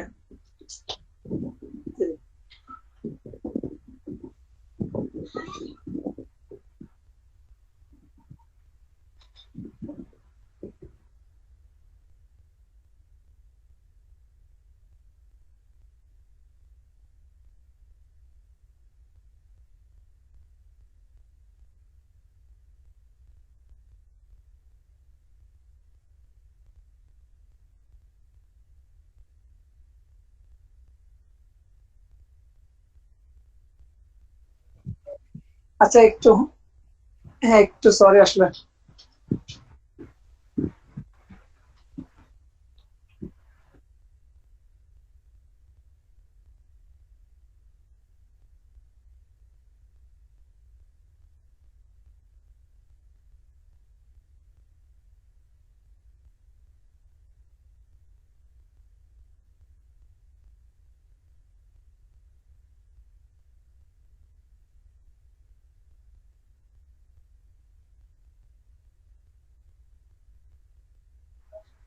আচ্ছা, আমার সবগুলা ক্লিয়ার। এবার আমরা যাব সেকশন 13-এ। সেকশন 13-এ, আচ্ছা এগুলো কিন্তু আপনাদেরকে লাফালাফি করাচ্ছি না, লাফালাফি করার মধ্যে অনেক সময় একটু স্বাদ মজা আছে, বুঝছেন? এই জিনিসগুলো যদি রিলেটেড করে পড়েন না, একটু রিলেট করে পড়েন, তাহলে ইনশাল্লাহ ভুলবেন না। দেখেন সেকশন 13-এ কি বলা আছে, সেকশন 13-এ কি বলা আছে, কে বলতে পারবেন? সম্পাদিত অংশ যদি বড় হয়। আংশিক চুক্তি, আরে ভাই আচ্ছা, আংশিক চুক্তি। আংশিক চুক্তি কি বলা আছে? আংশিকভাবে বিলুপ্ত হয়েছে, খেয়াল রাখবেন, আংশিকভাবে বিলুপ্ত হয়েছে, আংশিকভাবে বিলুপ্ত, মাথা রাখবেন। আমি একটু ক্লিয়ার করতেছি ব্যাপারটা। আংশিকভাবে বিলুপ্ত হয়েছে, এটা হচ্ছে নদীর পাড়ে আমার একটা ইয়ে ছিল, নদীর পাড়ে না, ধরেন চট্টগ্রাম শহরে আমার একটা জায়গা আছে, এই জায়গাতে একটা বিল্ডিং আছে, এই জায়গাতে একটা বিল্ডিং আছে, এটা ধরেন একটা বিল্ডিং, বিল্ডিং আছে। এখন ভূমিকম্পের কারণে আমার এই বিল্ডিংটা কি হয়ে গেছে, ধ্বংস হয়ে গেছে, কিন্তু আমার জায়গাটা আছে, খেয়াল করবেন, বিল্ডিং ধ্বংস হয়ে গেছে কিন্তু আমার জায়গাটা আছে, ভেরি ইম্পর্টেন্ট জায়গা। এখন এই যে আংশিক কিন্তু কি হয়ে গেছে, আংশিক বিলুপ্ত হয়ে গেছে, কিন্তু আরেকটা অংশ আছে, অথবা বিল্ডিং এর অর্ধেক ভেঙে গেছে, অথবা যে কোনো কিছু ধরেন আংশিক ভাবে বিলুপ্ত হয়ে গেছে। এখন আংশিক ভাবে বিলুপ্ত হয়ে গেলেও সেকশন 13 বলতেছে এই ক্ষেত্রে আপনাকে কি করতে হবে, ধরেন এটা এক্স এর সাথে ওয়াই এর চুক্তি হয়েছিল, মালিক করছে ওয়াই, ওয়াই বিক্রি করছে এক্স এর কাছে, তাহলে এখন এক্স ক্রেতা, এ হলো ক্রেতা আর এ হলো বিক্রেতা। সেকশন 13 কি বলতেছে, 13 বলতেছে এই ক্রেতাকে অবশ্যই অবশ্যই এই চুক্তিটা কি করতে হবে, চুক্তিটা পালন করতে হবে, চুক্তি পালনে বাধ্য করবে কর্তাকে। যদিও বিল্ডিং কিন্তু নেই, খেয়াল করেন, বিল্ডিং নেই, শুধুমাত্র ভূমিটা আছে, এই ভূমি আছে, এটার জন্য তাকে কি পুরো টাকাটা পেমেন্ট করতে হবে। আগে এতটুকু বুঝছেন কিনা একটু বলেন।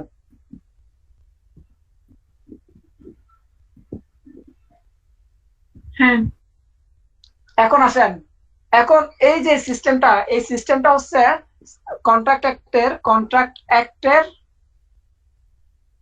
অ্যাক্টের সেকশন 56 এর বিপরীত। ওটা কিন্তু মূল সেকশন আছে, পরীক্ষা প্রশ্ন আসবে সুনির্দিষ্ট প্রতিকার আইনের 13 ধারা চুক্তি আইনের কোন ধারার বিপরীত বা কোন ধারার সাথে সাংঘর্ষিক, প্রশ্ন আসবে। এটা হচ্ছে 56 ধারা। আর 56 ধারায় বলা আছে সুপারভেনিং ইম্পসিবিলিটি,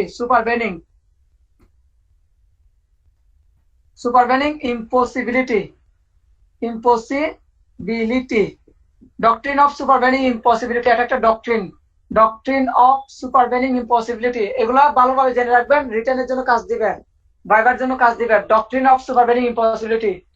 একটু আগে এখানে যে জিনিসটা দেখলাম, এই যে এখানে দেখলাম কি, যে ধ্বংস হয়ে গেছে, ধ্বংস হয়ে গেলেও তাকে কি করতে হবে, চুক্তি পালন করতে হবে। আর চুক্তি আইনে 56 দ্বারা বলা হচ্ছে না, চুক্তি পালন করার দরকার নাই। ক্লিয়ার কিনা?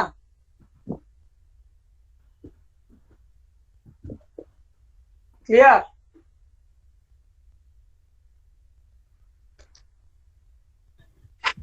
হ্যালো। আরে, হ্যাঁ, এখন ধর একটা মামলা হলো, তো সেক্ষেত্রে কোনটা প্রিভেল পাবে, মানে আংশিক? ইয়েস, আমি হুম। জানতাম এই কোয়েশ্চেনটা আসবে। ইয়েস, সুন্দর কোয়েশ্চেন। এখন দেখি আপনারা বলেন কোনটা প্রিভেল পাবে।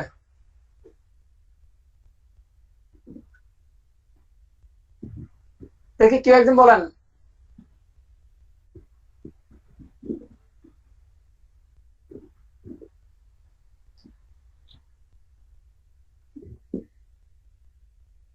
রাজিকা বলেন।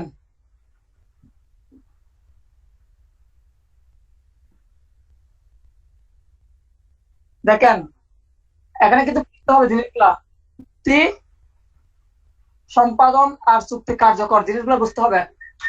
সেকশন 13 যে ব্যাপারটা, সেকশন 13 যে ব্যাপারটা,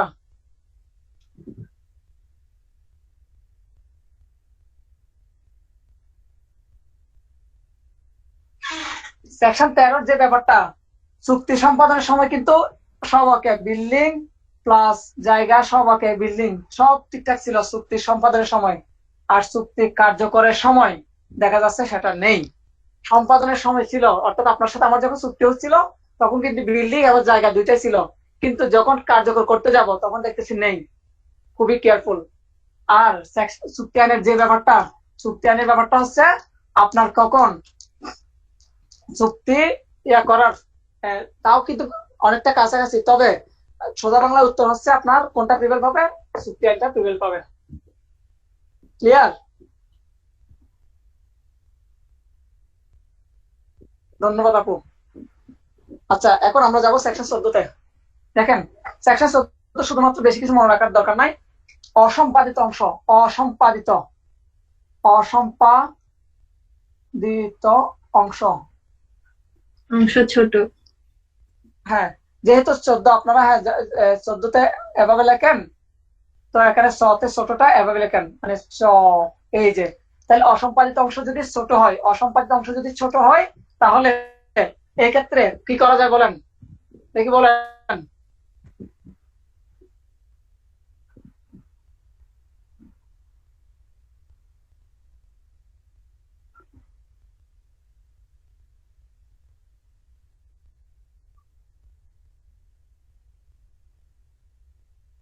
দেখেন, আচ্ছা, কি ক্ষতিপূরণ কি যেন বুঝলাম, বুঝি নাই।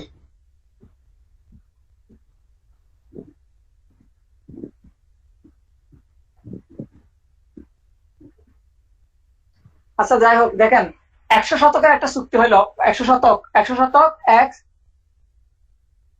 আচ্ছা আচ্ছা, বুঝতে পারছি। এখন দেখেন, 100 শতকের চুক্তি হলো, 100 শতক প্রপার্টি কি করবে, বিক্রয় করবে, চুক্তি হয়েছে। এখন যার মধ্যে 80 শতক আছে, কিন্তু 20 শতক বিলুপ্ত হয়ে গেছে, তাহলে অসম্পাদিত অংশটা ছোট, এটা সম্পাদন করা যাচ্ছে না। এই যে, অথবা দেখা যাচ্ছে মালিকানা নিয়ে কোনো একটা প্রবলেম আছে, যাই হোক, যে কোনো একটা ধরে নেন, এটা কিন্তু অসম্পাদিত অংশটা হচ্ছে ছোট, 80-র তুলনায় 20টা ছোট। তো এক্ষেত্রে কোর্ট বলতেছে কি করা যাবে, এক্ষেত্রে কার্য সম্পাদন করা যাবে এবং বাকি এই 20-এর জন্য ক্ষতিপূরণ দিবে। ক্লিয়ার কিনা বলেন? 80 শতকের জন্য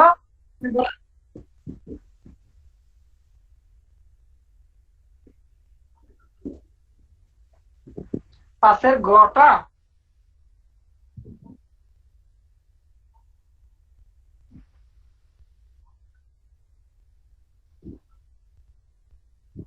ইয়েস, রাইট আনসার। আসেন আসেন, আসতেছি আপু। এই যে পাশের ঘ নাম্বারটা না, দেখেন, আপনি এখানে কি দিচ্ছেন, সুনির্দিষ্ট কার্য সম্পাদনের জন্য দিচ্ছেন, পাশাপাশি আপনি আবার ক্ষতিপূরণ দিচ্ছেন, দুইটা কিন্তু একসাথে দিচ্ছেন। আর এখানে বলা হচ্ছে শুধুমাত্র ক্ষতিপূরণ, আপনি শুধুমাত্র ক্ষতিপূরণ দিবেন, অন্য কোনো কিছু দিবেন না। বুঝতে পারছেন? এখন তো আপনি দুইটা দিচ্ছেন, সুনির্দিষ্ট কার্য সম্পাদন দিচ্ছেন, আবার ক্ষতিপূরণ দিচ্ছেন, দুইটা, যেটা সেকশন 19-এর বিষয়। 19-এ আমরা জানি সুনির্দিষ্ট কার্য সম্পাদনের পাশাপাশি কিংবা অতিরিক্ত হিসেবে কি চাওয়া যায়, ক্ষতিপূরণ চাওয়া যায়, সেকশন 19। এখন ক্লিয়ার কিনা আপু? আর সেকশন 5-এর ঘতে বলা আছে শুধুমাত্র, বুঝে নাই? হ্যাঁ, ইমুভেবল, ইমুভেবল ক্ষেত্রে। না, মুভেবল না, ইমুভেবল। মুভেবল তো সবসময় কারোর কারোর এক্সপ্লেনেশনে বলেছিলাম, মুভেবলের ক্ষেত্রে ক্ষতিপূরণ মাত্র কি করা যাবে, সলভ করা যাবে। এটা ইমুভেবলের ক্ষেত্রে মাথা রাখবেন। ক্লিয়ার? আচ্ছা, এবার আসেন 15। 15 হচ্ছে উল্টাটা, 15 হচ্ছে উল্টাটা। এবার অসম্পাদিত অংশটা বড় হয়ে যাবে, এবার অসম্পাদিতটা বড়, অসম্পাদিতটা বড়, অসম্পাদিত অংশটা বড়। তার মানে ওই যে, এবার 80, আপনি 80 ধ্বংস হয়ে গেছে, 20 আছে। তাহলে এই ক্ষেত্রে এখানে আবার একটা বিষয় আছে, সেটা হচ্ছে কি, এক্ষেত্রে কোর্ট দিতে পারে, দিতে পারে মে, মাথা রাখবেন। কখন? যদি, যদি ক্রেতা যদি কি করে, এই 80 শতাংশ যেটা নষ্ট হয়ে গেছে, ধ্বংস হয়ে গেছে, এটার জন্য যে ক্ষতিপূরণ পাবে, ওই ক্ষতিপূরণটা যদি কি দিয়ে দেয়, উনি যদি মৌকুফ করে দেয়, মানে বাদ দিয়ে দেয়, সে ছাড় দেয়, তাহলে বাকি 20 শতাংশের জন্য কোর্ট স্পেসিফিক পারফরমেন্সের আদেশ দিবে। ক্লিয়ার কিনা বলেন? এটা কিন্তু বাদীর উপর নির্ভরশীল, অর্থাৎ বাদী মানে বাদী বলবো না, আমি ক্রেতা বলবো। বুঝছেন কিনা?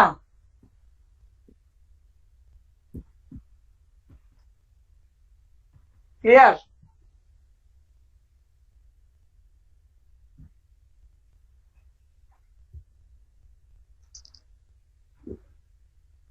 হ্যাঁ, এবং ওটার জন্য যে ক্ষতিপূরণ, হ্যাঁ হ্যাঁ, ছাড় দিয়ে দিবে আর কি, মাফ করে দিবে। ক্লিয়ার? এবার সেকশন 16-তে আসেন। 16টা ইম্পর্টেন্ট, দুইটা একেবারে স্বতন্ত্র, একটা থেকে অন্যটা স্বতন্ত্র। আপনার সাথে আমার 50 বস্তা আলুর চুক্তি হয়েছে, আর 50 বস্তা চাউলের চুক্তি হয়েছে, চাউলের চুক্তি হয়েছে। এখন দেখেন, দুইটা কিন্তু একটা থেকে একটা স্বতন্ত্র। এখন আলটিমেটলি আপনি আমাকে বলতেছেন কি, আপনি আমাকে চাউল দিবেন না, তো সমস্যা নেই তো। আমি কি করব, ওই যে 50 কেজি, 50 বস্তা যে আলু, আলুরটা কন্টিনিউ করব, আর এই 50 বস্তা যে চাউলের ব্যাপারটা, এটার জন্য ক্ষতিপূরণ নিব। ক্লিয়ার? একটা থেকে অন্যটা যদি ক্ষতিপূরণ স্বতন্ত্র হয়, সেক্ষেত্রে আলাদা আলাদা ভাবে কি করা যাবে, এক্সিকিউট করা যাবে। ক্লিয়ার?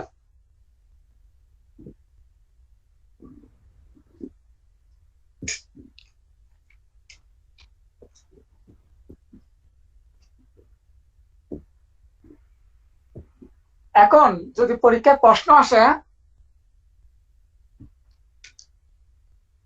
সুনির্দিষ্ট প্রতিকার আইনের অধীন কয়েকটি ধারায় পার্টলি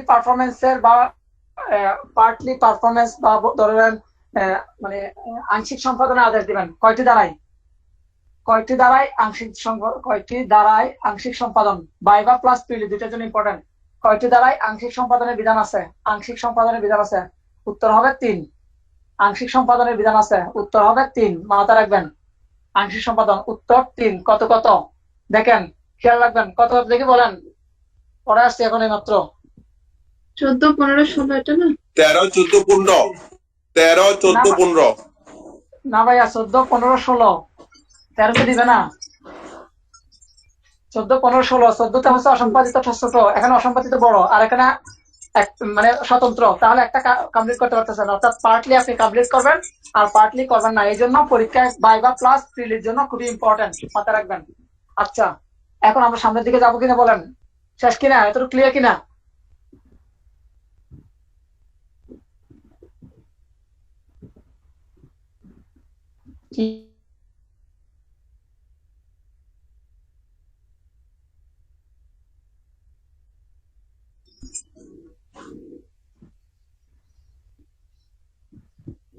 এতটুকু ক্লিয়ার করে একটু জানাবেন।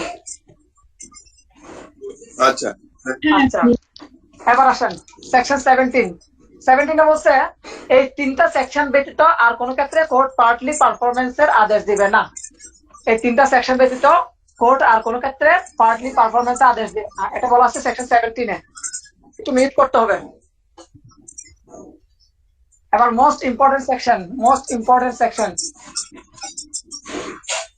18। একটু মিট করতে হবে প্লিজ, আপনি একটু মিট করুন। হ্যাঁ, ওকে। দেখেন, এই সেকশনটা প্রথমে বলা কি এস্টোপেল। আমরা এভিডেন্স একটা এস্টোপেলের কথা কত ধারে পড়ছিলাম দেখি, কেউ বলেন? 115। Yes, thank you. আর এই সেকশনে এই আইনের এস্টোপেল হচ্ছে সেকশন 18। সেকশন 18তে কি বলছে? মূল কথাটা হচ্ছে ত্রুটিপূর্ণ সত্য।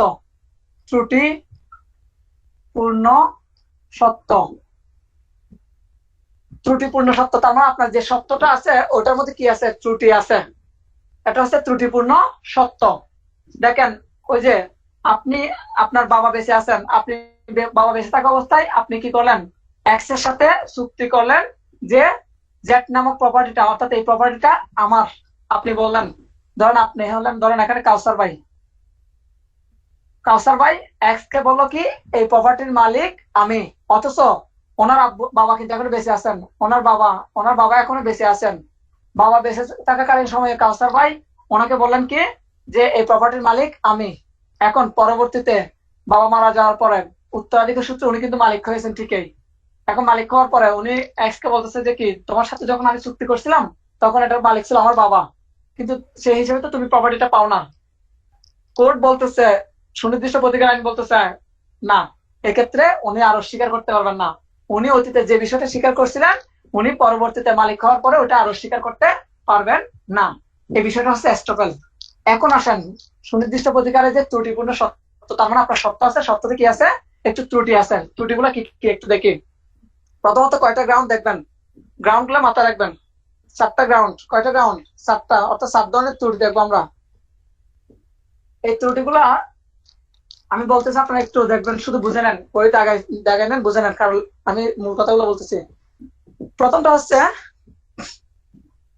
প্রথম যে বিষয়টা, ক নম্বরের যে বিষয়টা, সেটা হচ্ছে এই দেখেন আপনার প্রপার্টিতে ধরেন এই প্রপার্টি এক্স নামক প্রপার্টিটা আরেকজনের কাছে কি আছে? বন্ধক আছে। আরেকজনের কাছে বন্ধক আছে অথবা ইজারা আছে। আচ্ছা, জানা একটু সহজ ভাবে দেই।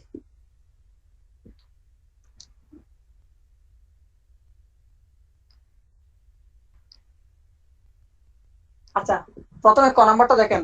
এর আগের ব্যাপারটা বুঝছেন? মানে আমরা যে বলছিলাম এস্টোপেলের বিষয়টা বুঝে গেছেন। এখানে আসেন, এখানে বলা হচ্ছে বিক্রেতা বা ইজারা দাতা। খেয়াল রাখবেন ক নাম্বারে বিক্রেতা বা ইজারা দাতা, এই শব্দটা ইম্পর্টেন্ট। বিক্রেতা বা ইজারাদার যদি চুক্তির পরবর্তী সময়ে যদি কোনো একটা কিছুতে যদি সত্য অর্জন করে, তাহলে ওনাকে এই চুক্তি পালনে বাধ্য করা যাবে। একটু আগে যে বিষয়ে বলছিলাম, চুক্তি করার সময় আপনি কি ছিল না, চুক্তি যখন করছিলেন তখন আপনার এটাতে কি ছিল না, মালিকানা ছিল না, কিন্তু পরবর্তীতে আপনি মালিকানা পেয়েছেন, সেক্ষেত্রে আপনাকে কি করা যাবে, বাধ্য করা যাবে। এই বিষয়টা বলা আছে ক নাম্বারে। এরপরে খ নাম্বারে কি বলা আছে একটু দেখেন। আপনার একটা প্রপার্টি, ধরেন এই প্রপার্টিটা এক্স কি করতে চাচ্ছে, বিক্রি করতে চাচ্ছে, কিন্তু এক্ষেত্রে তার ভাই বোনের সম্মতি লাগবে, তার ফ্যামিলি মেম্বার অর্থাৎ ভাই বোনদের কি লাগবে, সম্মতি লাগবে। সেক্ষেত্রে এক্স এক্স ওই ভাই বোনদের সম্মতি মানে সম্মতি গ্রহণ করতে বাধ্য, সম্মতি গ্রহণ করতে বাধ্য, এবং তাকে কি করতে হবে, ক্রেতা তাকে বাধ্য করতে পারবে সম্মতি গ্রহণ করার জন্য। তো সম্মতি গ্রহণ করে ওই প্রপার্টিটা কি করবে, বিক্রি করবে। এই বিষয়টা বলা আছে খতে। আচ্ছা, আর গতে বলা আছে, ক্লিয়ার করেন, আপনি কি করলেন, ওই প্রপার্টিটা বন্ধক রাখলেন, কি করলেন, বন্ধক রাখলেন। এখন বন্ধক রাখছেন যে টাকায়, ওই টাকাটা হচ্ছে মূল প্রপার্টির যে টাকা। ধরেন আপনার এই প্রপার্টির ভ্যালু হচ্ছে 1 লক্ষ টাকা, এই প্রপার্টির ভ্যালু হচ্ছে 1 লক্ষ টাকা। আপনি এটা বন্ধক রাখছেন 50,000 টাকায়। এখন এই যে বিক্রয় মূল্যের চেয়ে বন্ধক মূল্যটা কিন্তু কম, তো এক্ষেত্রে এক্স হচ্ছে মালিক, উনি বিক্রয় করবেন কার কাছে, ওয়াই এর কাছে। এখানে ওয়াই এক্স কে বাধ্য করতে পারে যে এটা বন্ধক মুক্ত করে তার কাছে হস্তান্তর করার জন্য। কখন, যখন দেখবে যে কি বন্ধকের টাকাটা ইয়ার চেয়ে কম, মূল মূল্যের চেয়ে কম। এতটুকু ক্লিয়ার কিনা? এতটুকু ক্লিয়ার হলে পরবর্তীতে যাবো আমি। আরিফ, এটা একটু আবার বলতো। আচ্ছা, মূলত বিক্রেতা বিক্রেতা যখন কোন একটা দায়হীন সম্পত্তি, দায়হীন মানে কি, যেটাতে দায় নেই, এটাতে কিন্তু দায় আছে। দায় মানে কি আমরা বুঝি কিনা?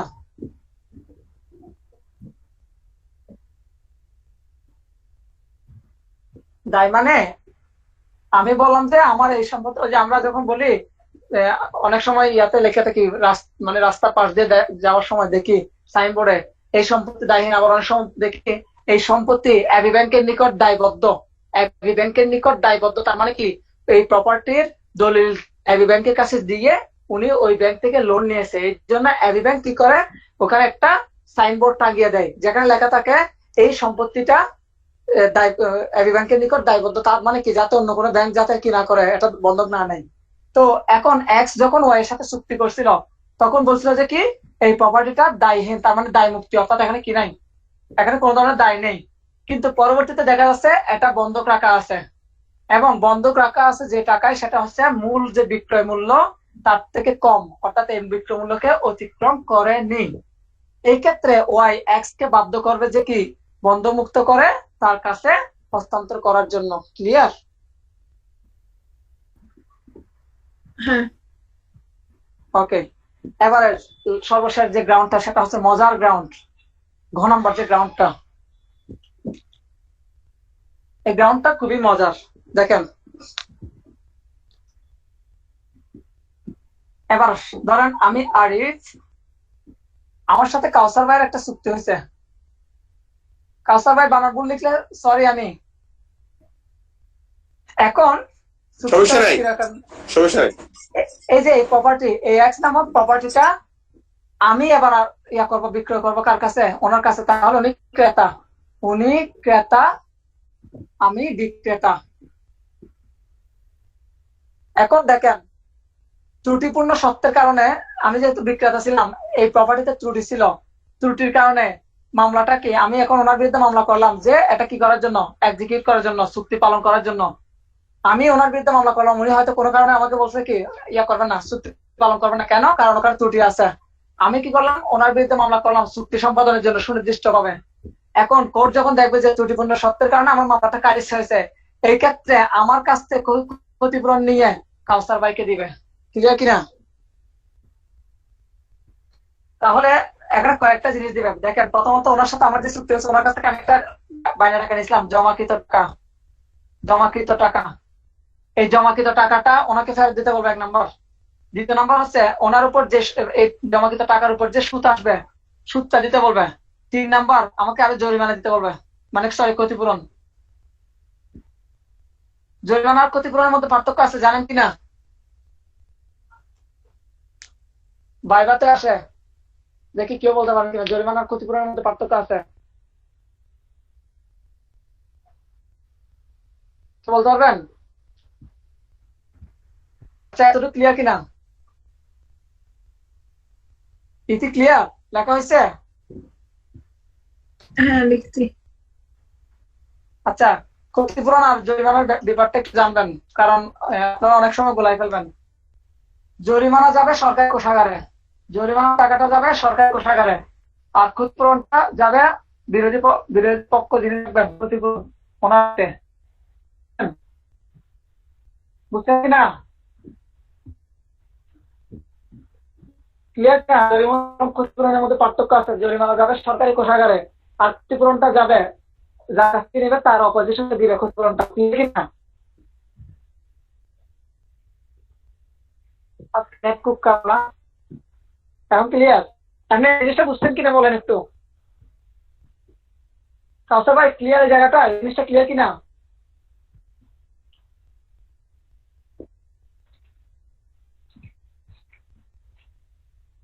ক্লিয়ার হলে বলবেন। তোর এখানে নেট প্রবলেম করতেছে। আচ্ছা, আরেকটা সেকশন শেষ করে দিচ্ছি তারপর। আচ্ছা, আমরা সেকশন 18 দেখলাম ত্রুটিপূর্ণ সত্য, ত্রুটিপূর্ণ সত্য। আর সেকশন 25 হচ্ছে একেবারে সত্যহীন।